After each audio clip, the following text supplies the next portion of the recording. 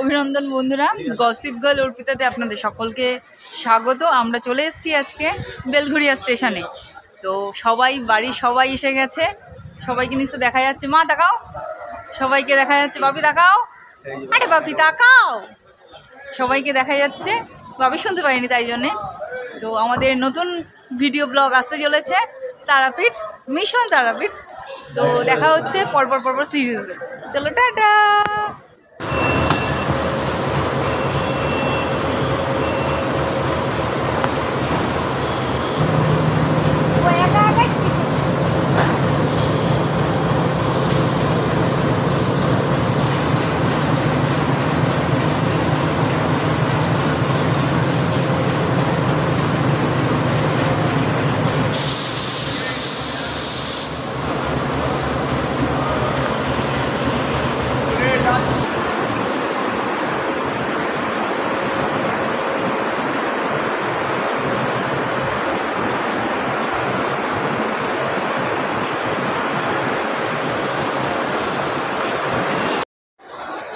ঘড়ির কাঁটায় 7:15 এখন।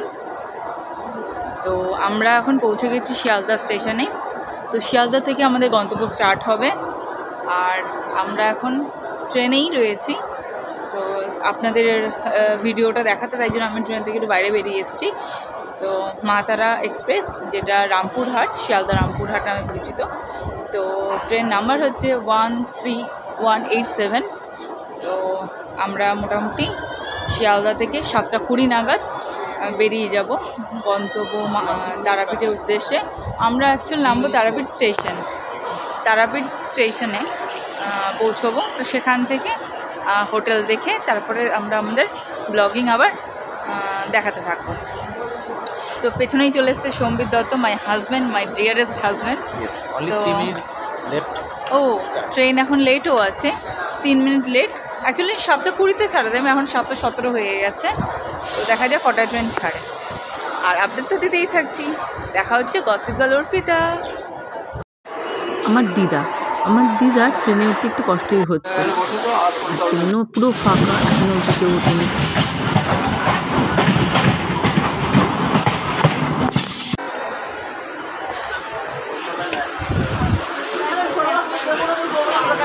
আমাদের সিট অ্যারেঞ্জমেন্ট হয়ে গেছে। তো 3টে উইন্ডো, এখানে একটা উইন্ডো, 2টো উইন্ডো, আর আমাদের ওইদিকে একটা 3 নম্বর উইন্ডো দেখানো যাচ্ছে একটু বাদেই।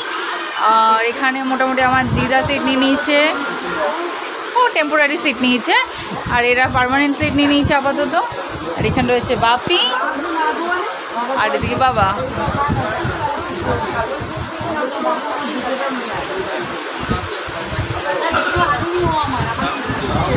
মোটামুটি বাথরুম টাথরুম সব আপাতত ক্লিনই আছে বলে ধারণা আমার, আমি যদিও দেখিনি। এখানে লাগেজ কাউন্টার, তো এক্সট্রা লাগেজ আনতে চাইলে এখানে রাখতে পারে।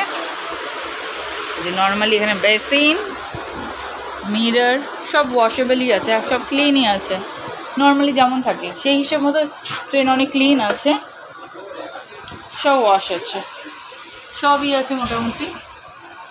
এখানে ইন্ডিয়ান টয়লেট, আর এখানে আছে, এখানেও ইন্ডিয়ানটাই রয়েছে, সবটাই ক্লিন রয়েছে।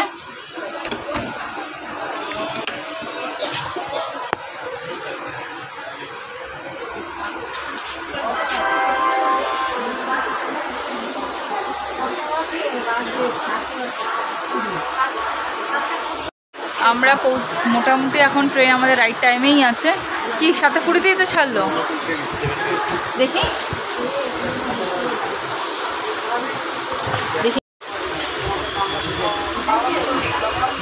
ঘড়ির কাঁটায় 7:21 বাজে।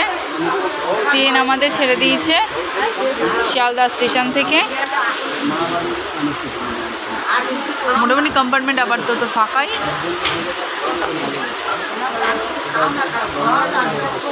আমরা এখন চলে এসেছি বোলপুর স্টেশন। তো ট্রেন মোটামুটি 3 মিনিট থেকে 4 মিনিট লেটে আছে। তো সেই হিসেব মতো আর 20-25 মিনিটের মধ্যে আমাদের তারাপীঠ ঢুকিয়ে দেওয়ার কথা।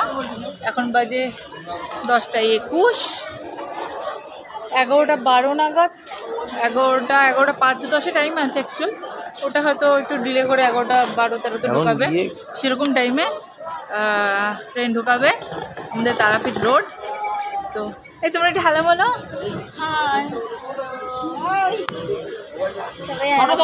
ফটো তোল।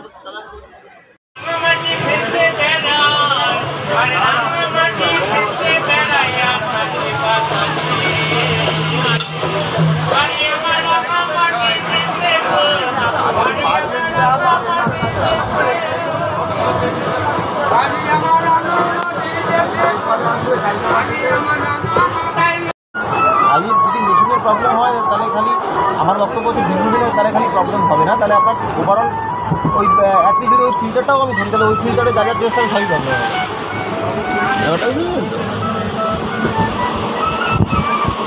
না অসুবিধা নেই, অবশ্যই বলবেন আমি আমার কাজ ওটাকে একটু দেখে নেওয়া, কোনো চাপ নেই, আমি দেখে নিচ্ছি।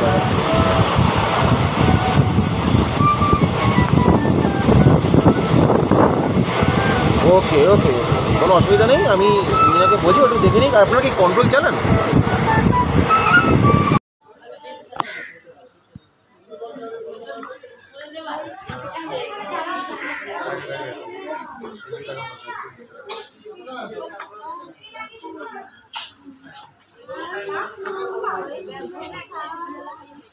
ফাইনালি আমরা পৌঁছে গেছি তারাপীঠ রোড স্টেশনে।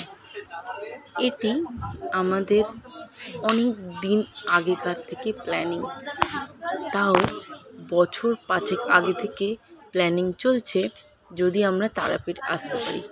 কারণ তখন আমার দাদু মানে মায়ের বাবা ছিলেন অসুস্থ, উনি কোনো কারণে প্যারালাইসিস হয়ে যান এবং তিনি ভগবানের কাছে প্রে করেছিলেন মা তারার কাছে, তিনি যদি কোনো দিন সুস্থ হতে পারেন তাহলে সপরিবারে উনি আসবেন মা তারার কাছে।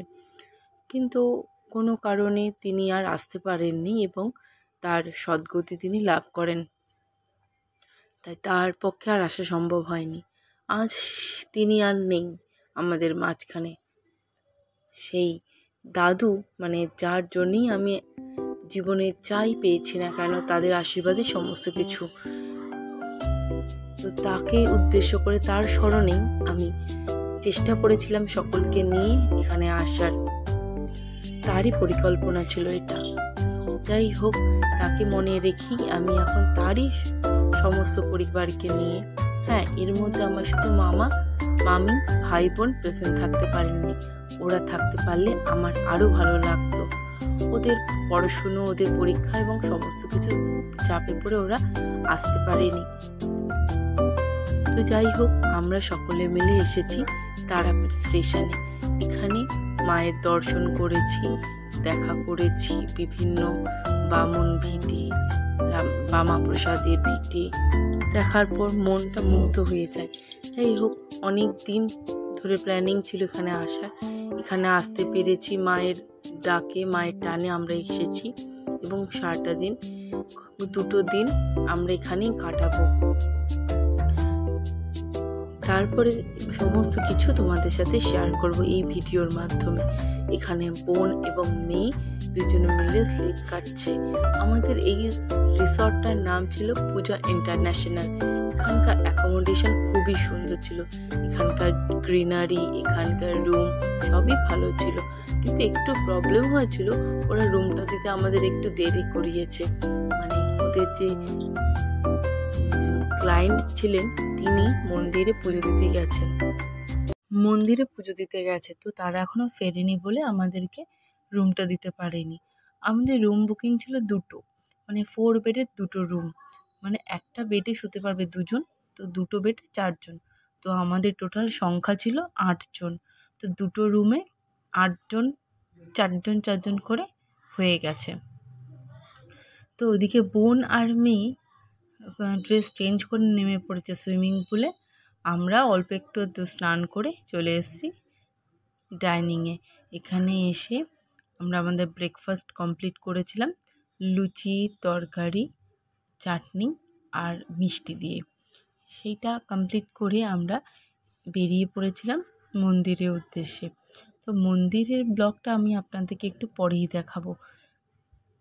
আগের ভিডিওর আগেরটাতে যেটা আমি আদনান স্বামী ভিডিও দেখিয়েছিলাম, ওটা আপনাদের খুব পছন্দ হয়েছে এবং সেই ভিডিওতে আপনারা অনেক ভালোবাসা দিয়েছেন। এরকমভাবেই আপনারা ভালোবাসা দেবেন, তার জন্য অসংখ্য ধন্যবাদ। আর আমরা চেষ্টা করি যাতে আপনাদের ভালো লাগে সেরকমভাবে। আমরা যারা ব্লগার আছি, যারা ডেইলি ব্লগ করি, তো সেরকম মতনই আপনাদেরকে চেষ্টা করি যাতে আপনাদের ভালো লাগে এবং আপনারাও আপনাদের জীবনে কী কীভাবে জীবনযাপন করেন তা কমেন্টের মাধ্যমে জানাবেন। আমার ভিডিওটি যদি আপনাদের কোনো ভালো লেগে থাকে বা কোনোভাবে আপনাদের জীবনের সাথে টাচ হয়ে থাকে আমার ভিডিও ব্লগিংগুলো, তাহলে অতি অবশ্যই কমেন্টের মাধ্যমে জানাবেন কে কীভাবে জীবনযাপন করছেন এবং কারা কারা কোথা থেকে দেখছেন, বাংলাদেশ থেকে দেখছেন কি কোথা থেকে দেখছেন, তারাও কমেন্টে এসে জানাবেন। আর অবশ্যই জানাবেন যে আমার ভিডিওটি আপনাদের কেমন লাগলো, কারা আমার মতনই তারাপীঠে ভ্রমণ করতে গেছেন এবং তারাপীঠে কারা আমার এই ভিডিও ব্লগটা দেখছেন। আপনারা যদি এরকমভাবে বলেন তাহলে আমাদের মতো ব্লগারদের খুবই ভালো লাগে, ডেইলি ব্লগারদের। আমরা কোনো মতে খাওয়া দাওয়ার শেষ করে এগিয়ে পড়েছিলাম মন্দিরের উদ্দেশ্য। তাও গিয়েছিলাম একটা ভটভটি ভ্যানে, ওখানে অ্যাভেলেবেল বলতে কিছু ছিল না, তাই আমরা একটা ভ্যান বুক করি, যেখানে কিনা অনেকে সবাই মিলে একটা ভ্যানে উঠে চলে গিয়েছিলাম মন্দিরে। সেখান থেকে মা তারা সরণি, সেখান থেকে মোটামুটি 2-3 মিনিটের পায়ে হেঁটে পৌঁছে যেতে হয় মায়ের মন্দিরে। অমাবস্যা বা এই কৌশিকী অমাবস্যা বা যে কোনো অমাবস্যা তিথিতে ওই হোটেল সাইডে যে মন্দিরের সাইডে যে হোটেলগুলো আছে ওইগুলো ভর্তি থাকে, ওইখানেও সিট পাওয়া যায় না। তো আমাদের মোটামুটি হোটেল থেকে একটুখানি দূরে ছিল সোনার বাংলা, আর আরও বড় বড় যা হোটেল ছিল, আমরা এগুলোতে রুম পাইনি বলে এটাতে এসেছি। এটার কোয়ালিটিও খুবই ভালো ছিল। এটাতেও সুইমিং পুল যা অ্যাকচুয়ালি একটা 3 স্টার হোটেলে থাকে বা রেস্টুরেন্টও ছিল এটা যদিও, তো সেরকম বলা ভালো, রিসর্ট অ্যান্ড হোটেল বা রেস্টুরেন্ট এটাতে অ্যাভেলেবেল ছিল। কিন্তু এদের একটু প্রবলেম ছিল যে এদের ম্যান পাওয়ারটা কম থাকাতে এরা যতটা তাড়াতাড়ি সার্ভিস দেওয়ার কথা ততটা দিয়ে উঠতে পারছিল না, কিন্তু সার্ভিস ওরা যথেষ্ট ভালোই দিচ্ছিল।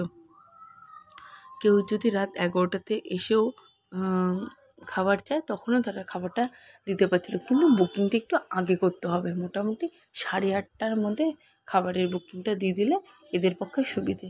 তা এই কারণ যে বললাম লোকজনের সংখ্যা কম, তাই বানাতে একটু সময় লেগে যাচ্ছে, আদারওয়াইজ এদের খাবারের কোয়ালিটি খুবই ভালো ছিল। আমি আমার ভিডিও এখানেই শেষ করছি, দেখা হবে এর পরের ভিডিওতে। সেখানে আপনাদের দেখাবো আমার মন্দিরের দর্শন এবং সেখানকার পরিস্থিতি। তো আজকের মতো এখানেই রাখছি। ভালো লাগলে লাইক, শেয়ার ও সাবস্ক্রাইব করবেন এবং পাশে থাকা বেল আইকনে একটা ক্লিক করে দেবেন। ধন্যবাদ। দেখা হবে আরও একটি ভিডিওতে। আশা করি আপনারা ভালো থাকবেন, সুস্থ থাকবেন এবং মঙ্গল করবেন ভগবান আপনাদের সকলের এবং আমারও। দেখা হচ্ছে পরের একটি ভিডিওতে। আপাতত এখন আমি ভিডিওটি এখানে শেষ করছি। ধন্যবাদ।